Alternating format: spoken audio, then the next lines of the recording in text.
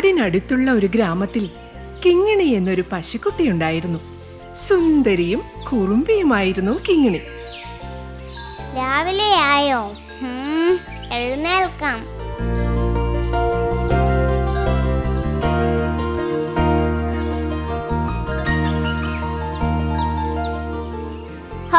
വിശന്നിട്ട് വയ്യ. കുളത്തിനടുത്തെ പുൽത്തകിടിയിൽ പോയി പുല്ല് തിന്നാം. അവിടുത്തെ പുല്ലിന് നല്ല സ്വാദാണ്. ഓർക്കുമ്പോഴേ വായിൽ വെള്ളം വരുന്നു.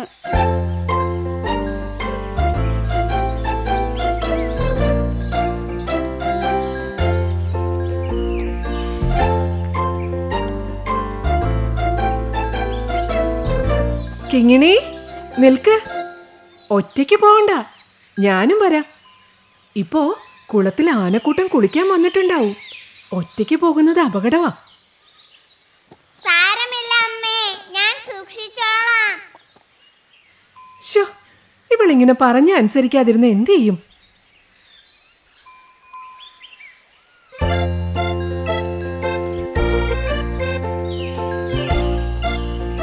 ആ കുഞ്ഞിനെ എവിടെയൊന്നും കാണുന്നില്ലല്ലോ.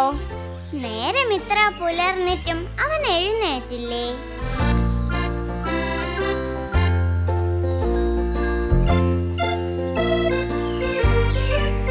ഇവിടെയൊന്നും കാണുന്നില്ല.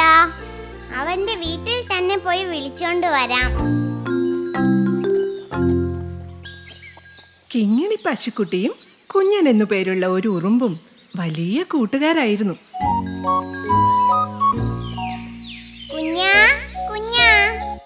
പുറത്തേക്ക് ഇറങ്ങി വാ, നമുക്ക് പോകാം.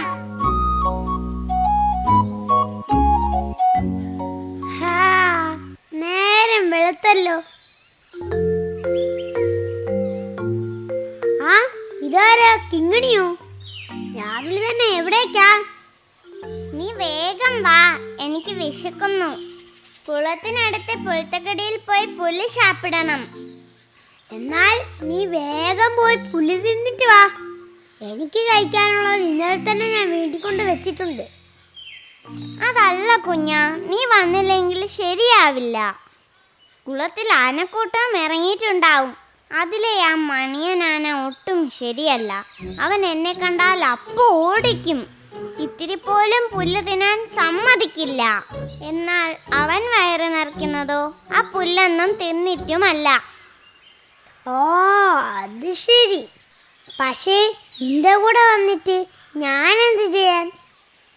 നീ എൻ്റെ കൂടെ വന്ന് നിന്നാ മതി. ഞാൻ പുല്ല് തിന്നോണ്ടിരിക്കുമ്പോൾ അവൻ കുളത്തിൽ നിന്നും കയറി വരുന്നുണ്ടോന്ന് നീ നോക്കണം. വരുന്നുണ്ടെങ്കിൽ നമുക്ക് വേഗം ഓടി രക്ഷപ്പെടാം. അങ്ങനെ. എന്നാൽ ഞാൻ വരാം. അങ്ങനെ കുഞ്ഞനുറുമ്പും കിങ്ങിണിയും കുളക്കരയിലേക്ക് തിരിച്ചു. എന്നാലും കിങ്ങിണി, ആ മണിയനാണ് അങ്ങനെ അങ്ങ് വിട്ടാൽ ശരിയാവില്ലല്ലോ. അവൻ പുല്ല് തിന്നുകയുമില്ല, നിന്നെ തിന്നാൻ സമ്മതിക്കുകയുമില്ല. ഇത് എവിടത്തെ ന്യായം? നീ പറയുന്നതൊക്കെ ശരിയാ. പക്ഷെ ആനകളോട് കളിക്കാൻ പോയാൽ നമുക്ക് തന്നെ ആയിരിക്കും പണി കിട്ടുന്നത്. ഈ ആനകൾക്ക് ഭയങ്കര ശക്തിയാ. നമുക്കൊന്നും അവരെ തോൽപ്പിക്കാൻ പറ്റില്ല. അതുതന്നെയാണ് മണിയനാനയ്ക്ക് ഇത്ര അഹങ്കാരവും. അവന്റെ അഹങ്കാരം ഞാൻ തീർത്തു കൊടുക്കാം. ഈ ഇത്തിരി പോന്ന നീയാണോ അവനോട് ഏറ്റുമുട്ടാൻ പോകുന്നത്? അവൻ കാലെടുത്തൊന്ന് നിന്റെ മേലെ വെച്ചാ മതി, പ്ലിങ്, നിന്റെ കഥ അതോടെ തീരും. ഞാൻ തീരെ ചെറിയതാണ്, അതൊക്കെ ശരി തന്നെ. പക്ഷേ എന്നെ കൊണ്ടും പലതും ചെയ്യാൻ പറ്റും. ആനയുടെ മുൻപിൽ ഈ ഇത്തിരി കുഞ്ഞിന് എന്ത് ചെയ്യാൻ പറ്റും? നീ നോക്കിക്കോ, എനിക്ക് എന്ത് ചെയ്യാൻ സാധിക്കുമെന്ന് ഞാൻ കാണിച്ചു തരാം. കുഞ്ഞാ, നീ പറയുന്നത് കേട്ടിട്ട് എനിക്ക് പേടിയാകുന്നു. നീ പേടിക്കാതിരി.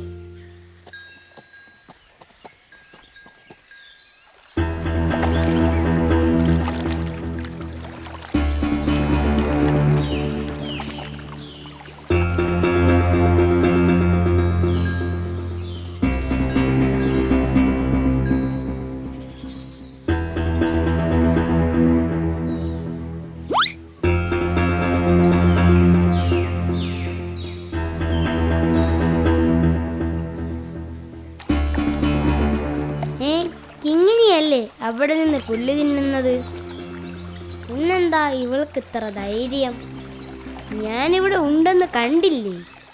എന്തായാലും ഒന്ന് അറിയിച്ചു കൊടുക്കാം.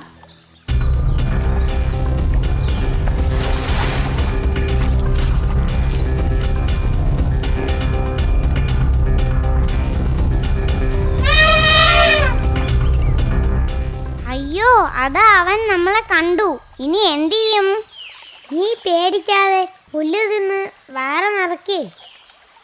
ഞാൻ ചിഹ്നം വിളിച്ചിട്ടും അവളത് കേട്ടതായി പോലും നടിക്കുന്നില്ലല്ലോ. ഇനി ഞങ്ങൾ ഓടിച്ചിട്ടു തന്നെ കാര്യം.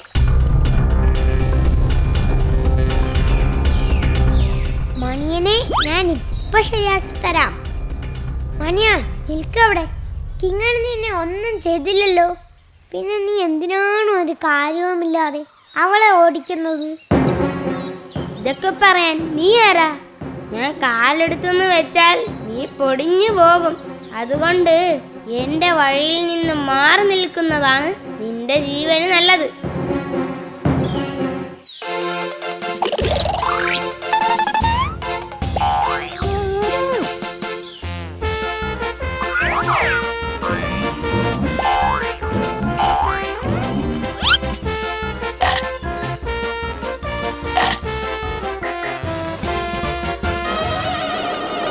അയ്യോ കുഞ്ഞാ, എനിക്ക് വേഗം ചുറ്റുപോയ. നീ വേഗം തുമ്പിക്കൈക്കുള്ളിൽ നിന്ന് ഇറങ്ങി വാ. അങ്ങനെ ഞാൻ ഇപ്പൊ ഇറങ്ങി വരുന്നില്ല. ഇനി നീ കിങ്ങണിയെ ശല്യപ്പെടുത്തില്ലെന്ന് വാക്ക് തന്നാൽ മാത്രമേ ഞാൻ ഇറങ്ങി വരൂ. അയ്യോ ഇല്ല കുഞ്ഞാ, ഞാൻ ഇനി ഒരിക്കലും കിങ്ങണിയെ പേടിപ്പിക്കില്ല. നീ ഒന്ന് ഇറങ്ങി വാ.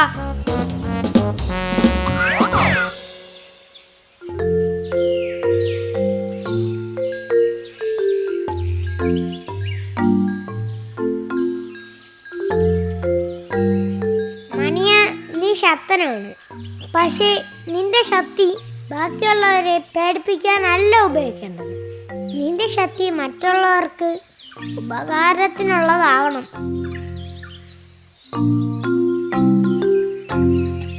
പിന്നീട് ഒരിക്കലും മണിയനാന മറ്റു മൃഗങ്ങളെ ഉപദ്രവിച്ചില്ല. മാത്രമല്ല, കുഞ്ഞനും കിങ്ങിണിയും മണിയനും നല്ല കൂട്ടുകാരാവുകയും ചെയ്തു.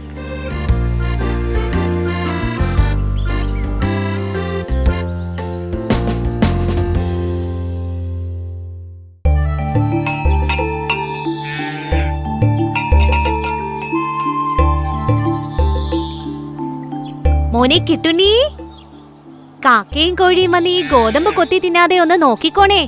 അക്കാര്യം ഞാൻ ഏറ്റമ്മേ. ഞാൻ ഈ വരാന്തയിൽ ഇരിക്കുമ്പോൾ ഒരു കാക്കയും കോഴിയും നമ്മളെ ഗോതമ്പ് കൊത്തി തിന്നില്ല. അതിന് ഞാൻ അവസരം കൊടുക്കില്ല. കൊള്ളാം, മിടുക്കൻ. എന്നാൽ പിന്നെ അമ്മ വേഗം ചെന്ന് പൂവാലി പശുവിനുള്ള പുല്ല് മുറിച്ച് വരാം. പുല്ല് മുറിച്ചിട്ട് അമ്മ പതിയെ വന്നാൽ മതി. പോ, ഈ ഗോതമ്പ് തിന്നെ വന്ന് നീ വെറുതെ മോയിക്കണ്ട. പോ പോ. ഹായ്, ഈ പൈക്കിടാവിന്റെ ഓട്ടം കാണാൻ എന്ത് രസമാ. എന്നെ കളിയാക്കുവാനോ നീ? നിന്നേക്കാൾ വലിയ ഓട്ടക്കാരനാ ഞാൻ. അവിടെ നിക്കടി. കണ്ടോ? ഹോ, എന്തൊരു വേഗത. അമ്പടി, എന്നെ തോപ്പിക്കാമെന്ന് കരുതിയോ? കണ്ടില്ലേ ഞാൻ നിന്നെ തോപ്പിച്ചത്. ഇനി ഞാൻ ഓടാം, നീ എന്നെ പിടിക്കുക.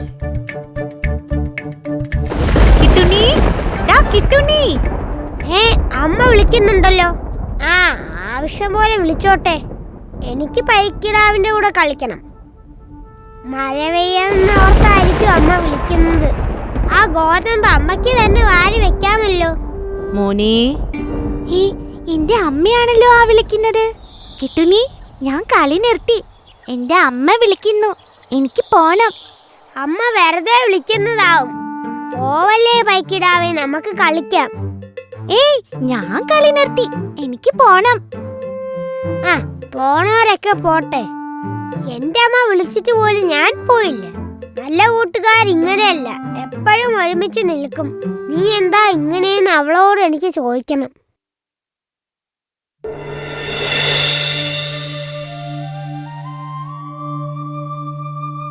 വൈക്കിടാവേ, നമ്മൾ കളിച്ചുകൊണ്ടിരിക്കുമ്പോഴാണ് നമ്മൾ അമ്മമാർ വിളിക്കുന്നത്. ഞാൻ പോകാതെ കളിക്കാൻ തീരുമാനിച്ചു. നീ അമ്മ വിളിച്ചതേ കളി നിർത്തി ഓടിപ്പോയി. അതെന്താ അങ്ങനെ? കിട്ടുണ്ണി, അമ്മമാർ നമ്മളോട് ഓരോ കാര്യങ്ങൾ പറയുന്നത് നമ്മുടെ നന്മയ്ക്ക് വേണ്ടിയാണ്. നമ്മളത് കേൾക്കാതെയും അനുസരിക്കാതെയും ഇരുന്നാൽ നമ്മൾക്ക് തന്നെയാണ് അത് ദോഷം ചെയ്യുന്നത്.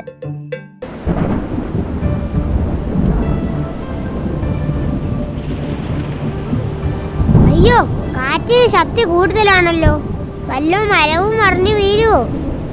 അമ്മ വിളിച്ചപ്പോ അങ്ങ് ചെന്നിരുന്നെങ്കിൽ ഇപ്പൊ എങ്ങനെ പേടിച്ചു നിൽക്കേണ്ട അവസ്ഥ ഉണ്ടാകുമായിരുന്നോ കിട്ടുണ്ണി? ശരിയാ, അമ്മയെ അനുസരിക്കാത്തതാണ് എന്റെ തെറ്റ്. വിഷമിക്കണ്ട കിട്ടുണ്ണി, ഇനി അങ്ങനൊന്നും ഉണ്ടാവാതെ ശ്രദ്ധിച്ചാൽ മതി.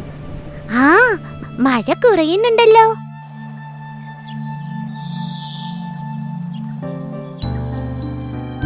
അമ്മേ, മോനെ, എവിടെയായിരുന്നു നീ?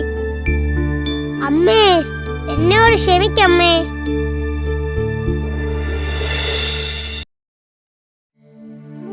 ഒന്ന് വേഗം എടുക്ക്, ഇനിയും ഒരുപാടുണ്ട്.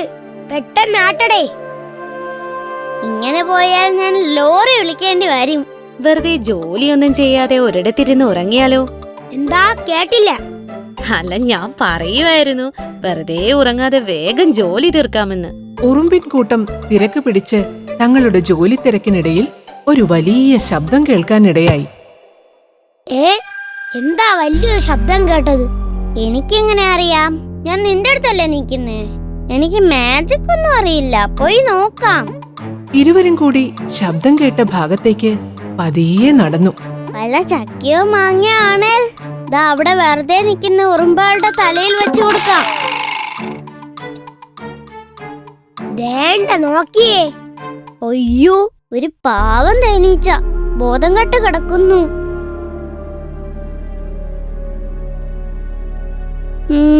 നമുക്കിതിനെ കിന്നര വൈദ്യന്റെ അടുത്തേക്ക് കൊണ്ടുപോയാലോ? ഇതിന് ബോധമുണ്ട്. എന്നാ ബോധം പോയിട്ട് കൊണ്ടുപോവാ. ഓ, ബോധം പോയി. വാ, നിന്റെ തലയിലേക്ക് ഞാനിതെടുത്ത് വെച്ച് തരാം. അത് വേണ്ട. എന്നാ ഒരുമിച്ച് പിടിക്കാം. നീ തല പിടിക്ക്, ഞാൻ കാല് പിടിക്കാം. അത് പറ്റില്ല. നീ കാല് പിടിക്കേ, ഞാൻ തലയിൽ പിടിക്കാം. നമ്മൾ ചെയ്യുന്ന നന്മകൾ എല്ലാവരും അറിഞ്ഞാ മതിയായിരുന്നു. ഇരുവരും കൂടി തേനീച്ചയെയും കൊണ്ട് വൈദ്യന്റെ വീട് ലക്ഷ്യമാക്കി നടന്നു. എന്നാൽ ഇതെല്ലാം മരച്ചില്ലയിൽ ഇരുന്നു കൊണ്ട് ഒരു തുമ്പി കാണുന്നുണ്ടായിരുന്നു. ഓഹോ, പാവം തേനീച്ചയെ തലക്കടിച്ചു വീഴ്ത്തി തട്ടിക്കൊണ്ടുപോകുവാണല്ലേ. ശരിയാക്കി തരാം.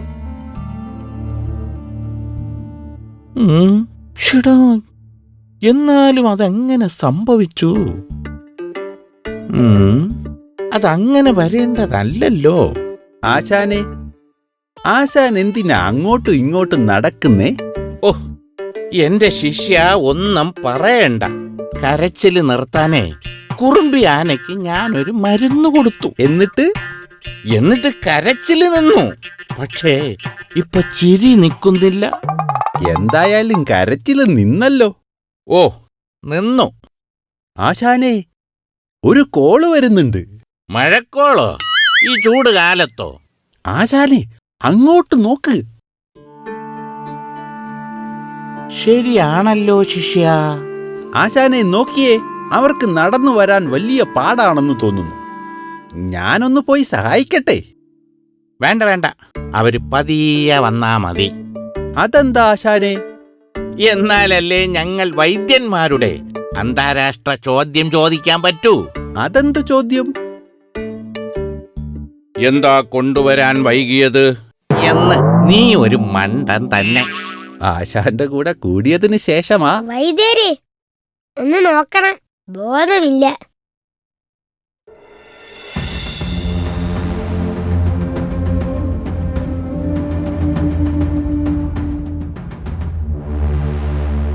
എന്താ കൊണ്ടുവരാൻ വൈകിയത്? വീണപ്പോൾ ബോധമുണ്ടായിരുന്നു വൈദ്യരെ. പിന്നെ ബോധം പോകുന്നത് വരെ കാത്തിരുന്നു. വൈദ്യൻ കാര്യമായിട്ട് നോക്കുന്നുണ്ട്. അതെ, നല്ല കഴിവുള്ള വൈദ്യനാണ്. അപ്പോഴേക്കും തേനീച്ചപ്പട്ടാളം അവിടെ എത്തിക്കഴിഞ്ഞിരുന്നു. അയ്യോ നോക്കിയേ, തേനീച്ചക്കൂട്ടം. നിങ്ങൾ എന്റെ അനിയനെ പിടിച്ചുകൊണ്ട് വന്നത് എന്തിനാണ്? അയ്യോ, ഞാൻ പിടിച്ചോണ്ട് വന്നൊന്നുമല്ല. പിന്നെ എടുത്തോണ്ട് വന്നതാ അല്ലേ?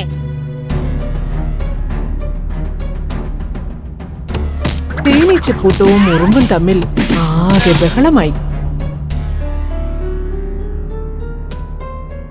കാര്യം നിസാരം, പ്രശ്നം ഗുരുതരം. എന്താ സംഭവം?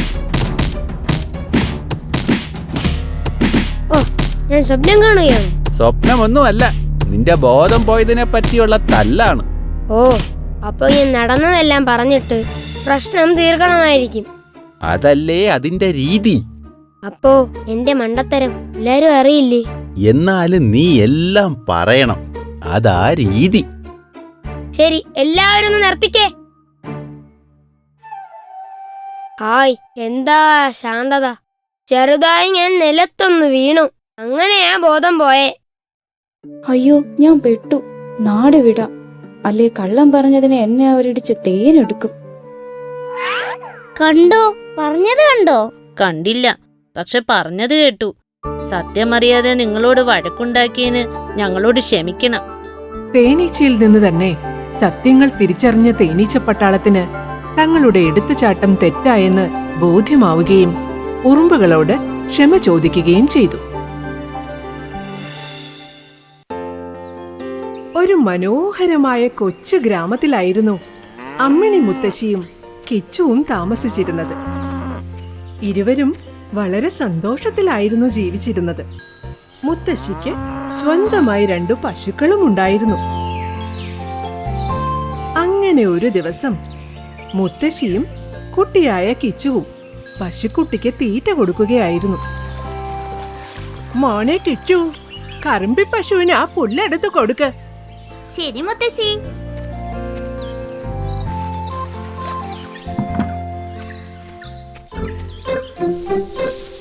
മുത്തശ്ശി, നാളെ നമുക്ക് പശുക്കുട്ടിയെ കുളിപ്പിക്കാൻ പുഴക്കരയിലേക്ക് പോകാം. നാളെയോ?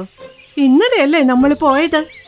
അത് സാരമില്ല മുത്തശ്ശി, നാളെയും പോകാം. ശരി ശരി. ഈ കുട്ടിയുടെ ഒരു കാര്യം, നിനക്ക് വെള്ളത്തിൽ കളിക്കാനല്ലേ? പോ മുത്തശ്ശി, ഞാൻ വെള്ളത്തിനൊന്നും കളിക്കില്ല. എടാ കൊച്ചു കള്ള, ഇങ്ങനെ മുത്തശ്ശിയോട് നുണ പറയാമോ? ആ സമയം ഗ്രാമപാതയിലൂടെ ഒരു ഭിക്ഷക്കാരൻ വിശന്നു നടന്നു വരുന്നുണ്ടായിരുന്നു. മുത്തശ്ശിയെ കണ്ട ഭിക്ഷക്കാരൻ പതിയെ മുത്തശ്ശിയുടെ വീടിനടുത്തേക്ക് നടന്നു. അയ്യോ അയ്യോ, നടന്ന് ഒരുപാട് തളർന്നേ, വിശന്നിട്ട് വയ്യായേ. ഞാനൊരു ഭിക്ഷക്കാരനാണേ, എന്തെങ്കിലും തരണേ, വിശന്നിട്ട് വയ്യായേ. ശരി ശരി, നിങ്ങൾ കൈ കഴുകി ആ വരാന്തയിൽ ഇരുന്നോളൂ, ഞാൻ ഭക്ഷണം തരാം.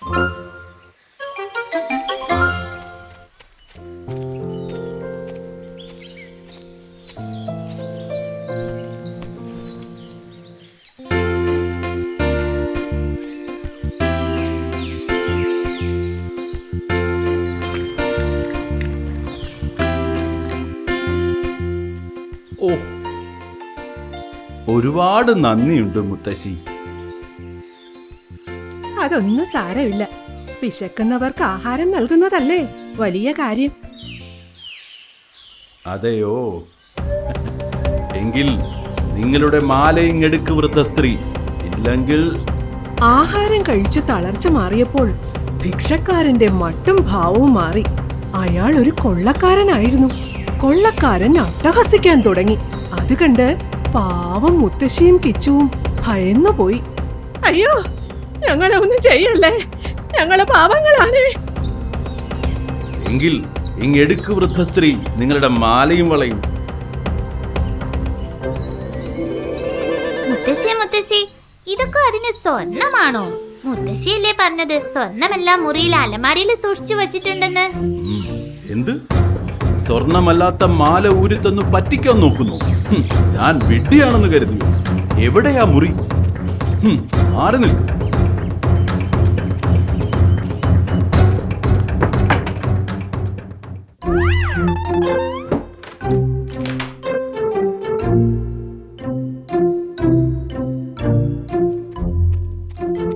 മുത്തശ്ശിയുടെ കൊച്ചുമിടുക്ക.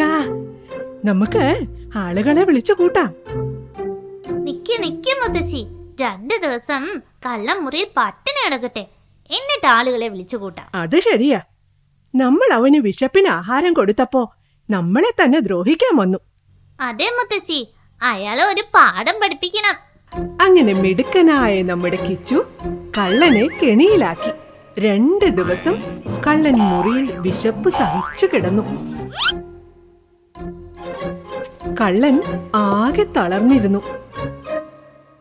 അതിനുശേഷം മുത്തശ്ശി നാട്ടുകാരെ വിളിച്ചുകൂട്ടി കള്ളനെ നാട് കടത്തുകയും ചെയ്തു. പിന്നീട് ഒരിക്കലും ഗ്രാമത്തിലേക്ക് ആ കള്ളൻ വന്നിട്ടേയില്ല. വെള്ളാരം കുന്ന് ഗ്രാമത്തിന് തൊട്ടടുത്തായിരുന്നു കരിങ്കാട്. സിംഹവും പുലിയുമെല്ലാം വിഹരിച്ചിരുന്ന കാടായിരുന്നു അത്. കാടിനും ഗ്രാമത്തിനും ഇടയ്ക്കുള്ള പുഴ വരെ മാത്രമേ നാട്ടിലെ മൃഗങ്ങൾ പോയിരുന്നുള്ളൂ. ആ പുഴ നീന്തിക്കടക്കാനുള്ള ധൈര്യം ആർക്കും ഉണ്ടായിരുന്നില്ല. അങ്ങനെയിരിക്കെ കൂട്ടുകാരായ 4 കാളകൾ പുഴയിൽ വെള്ളം കുടിക്കാനെത്തി. ചിമ്പു, നീ എന്താ കാട്ടിലേക്ക് നോക്കി നിൽക്കുന്നത്? അക്കരെ നല്ല പച്ചപ്പുല്ല് വളർന്നു നിൽക്കുന്നത് കണ്ടോ? അത് തിന്നാൻ കൊതിയാവുന്നു. ഈ പുഴ നീന്തിക്കിടന്ന് അക്കരയ്ക്ക് പോകുന്നത് അപകടമാണ്. വന്യമൃഗങ്ങൾ ഏത് സമയത്തും ചാടി വീഴാം. ഇപ്പോഴാണെങ്കിൽ കാട്ടാനകൾ കുളിക്കാനിറങ്ങുന്ന സമയമാണ്. നമ്മുടെ ശക്തിക്ക് മുന്നിൽ കാട്ടാനകൾക്കല്ല, സിംഹരാജാവിന് പോലും പിടിച്ചു നിൽക്കാനാവില്ല. അതൊക്കെ ശരി തന്നെ. എന്നാലും സൂക്ഷിച്ചാൽ ദുഃഖിക്കേണ്ട.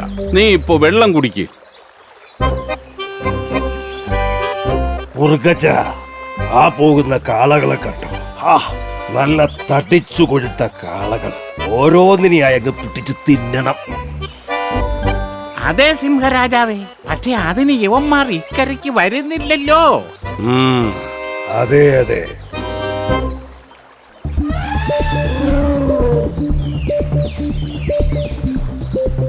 അതാ ആനകൾ കുളി കഴിഞ്ഞ് കാട്ടിലേക്ക് പോകുന്നു. ഇനി കുഴപ്പമില്ല, വാ നമുക്ക് പുഴ നീന്തിക്കടന്ന് പച്ചപ്പുല്ല് തിന്നാം. ആ ശരി, പക്ഷേ നല്ലപോലെ സൂക്ഷിക്കണം.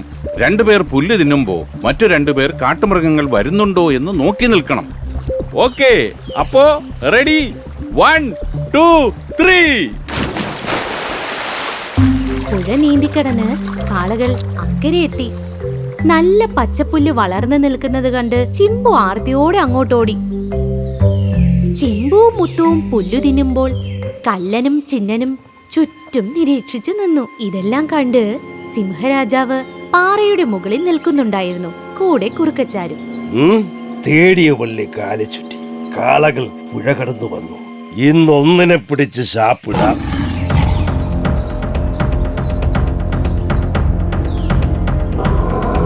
അയ്യോ, അതാ സിംഹം വരുന്നു. നമുക്ക് ഓടി രക്ഷപ്പെടാൻ ഇനി സമയമില്ല. എല്ലാവരും റെഡിയായി നിൽക്കാം. നമ്മൾ ഒറ്റക്കെട്ടായി നിന്നാൽ അവൻ ഇവിടുന്ന് തുരത്താം. അതെ, അല്ലെങ്കിൽ നമ്മളിൽ ഒരാളെ അവൻ പിടിച്ച് തിന്നും.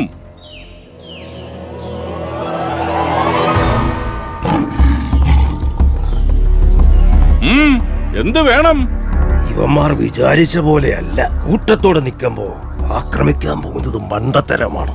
തൽക്കാലം തിരിച്ചു പോകാം. സിംഹം പതുക്കെ പിന്തിരിഞ്ഞ് കാട്ടിനകത്തേക്ക് പോയി. പാലും ചുരുട്ടി പുറകെ കുറുക്കനും.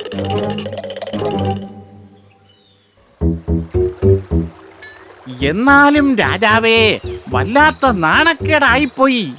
കാട്ടിലെ രാജാവിനെ നാട്ടിൽ നിന്നും വന്ന 4 കാളകൾ പേടിപ്പിച്ചു. സിംഹരാജാവ് ജീവനും കൊണ്ട് ഓടി. എന്തൊരു നാണക്കേട്! അവന്മാരെ അങ്ങനെ വിട്ടാൽ ശരിയാവില്ല. അവരെ പിടിക്കാൻ എന്റെ കയ്യിലൊരു സൂത്രമുണ്ട്. എന്തു സൂത്രം? അവർ 4 പേരും ഒറ്റക്കെട്ടായി നിൽക്കുന്നതാണ് അവരുടെ ശക്തി. ആ സമയത്ത് അവരെ ആക്രമിക്കാൻ പോയാ പണി പാളും. അതൊക്കെ ശരി തന്നെ. എന്താണ് നിന്റെ സൂത്രമെന്ന് പറ. ഞാൻ ആ കാളകളിൽ ഒരാളെ എന്തെങ്കിലും സൂത്രം പറഞ്ഞ് ഇക്കരേക്ക് കൊണ്ടുവരാം. ഒറ്റയ്ക്ക് നിൽക്കുന്ന കാളയെ സിംഹരാജന് പെട്ടെന്ന് ഓടിച്ചിട്ട് പിടിക്കാം. നീ ആള് കൊള്ളാവല്ലോടാ കുറുക്കച്ച. എങ്കിൽ നാളെ തന്നെ ഒരു കാളയെ നീ സൂത്രത്തിൽ ഇക്കരയ്ക്ക് കൊണ്ടുപോവാ. ആ അതൊക്കെ കൊണ്ടുവരാം. പക്ഷേ കിട്ടിയതിന്റെ പകുതി സിംഹരാജൻ എനിക്ക് തരണം. അതെ, എനിക്ക് കിട്ടിയത് ഞാൻ ആരുമായും പങ്കിടാറില്ല. ഞാൻ തിന്ന ശേഷം എന്തെങ്കിലും ബാക്കിയുണ്ടെങ്കിൽ നിനക്കെടുക്കാം. ശരി സിംഹരാജൻ, എനിക്ക് കുറച്ച് ജോലിയുണ്ട്. പോയിട്ട് പിന്നെ എപ്പോഴെങ്കിലും വരാം. അല്ലെങ്കിൽ വേണ്ട, കിട്ടുന്നതിൽ പകുതി നിനക്കും തരാം. അങ്ങനെ വഴിക്ക് വാ. ശരി, നാളെ ഒരുത്തനെ ഞാൻ അങ്ങയുടെ മുന്നിലേക്ക് കൊണ്ടുവരാം. ഈ കള്ളക്കുറുക്കൻ ആ കാളകളെ കൊലയ്ക്ക് കൊടുക്കും.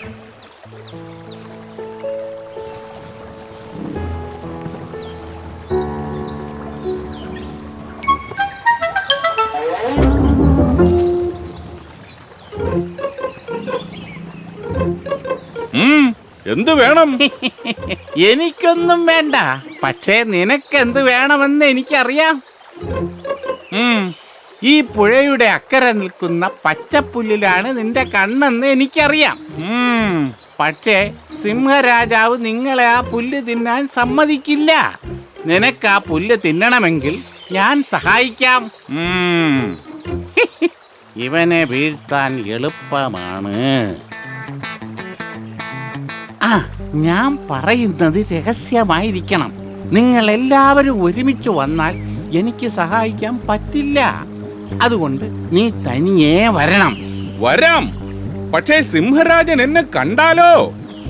അതല്ലേ ഞാൻ സഹായിക്കാമെന്ന് പറഞ്ഞത്. ഇപ്പോ സിംഹരാജൻ ഉറങ്ങുന്ന സമയമാണ്.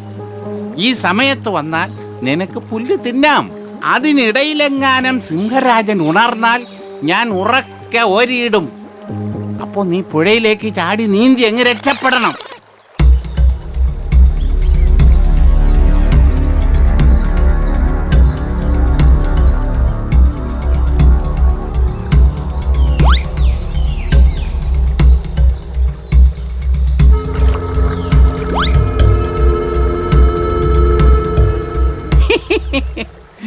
തിന്നാൻ കൊതിയാകുന്നല്ലേ?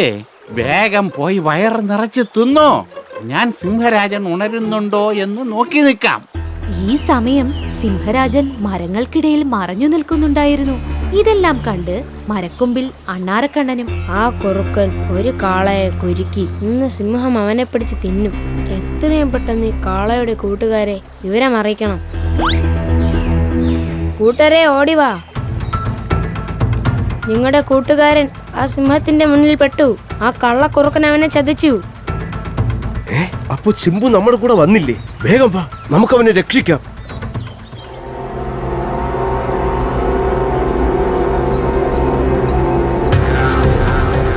അയ്യോ, കുറുക്കൻ ചതിച്ചല്ലോ.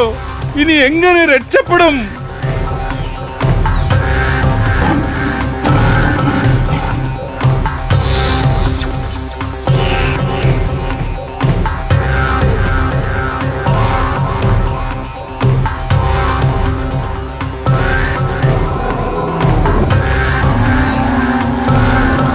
അയ്യോ സിംഹരാജാവേ, അതാ അവന്മാർ വന്നു.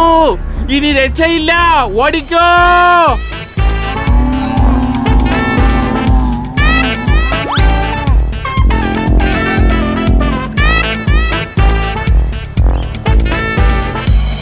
എന്നോട് ക്ഷമിക്കണം, ആ കുറുക്കൻ എന്നെ പറ്റിച്ചതാണ്. നിന്നെ ഇന്ന് ഞാൻ ശരിയാക്കും. വേണ്ട വേണ്ട, ഇനി നിങ്ങൾ തമ്മിലൊരു യുദ്ധം വേണ്ട. എന്തായാലും ചിമ്പു രക്ഷപ്പെട്ടല്ലോ. ഒരുമിച്ച് നിൽക്കുമ്പോഴുള്ള നിങ്ങളുടെ ശക്തിയാണ് യഥാർത്ഥ ശക്തി.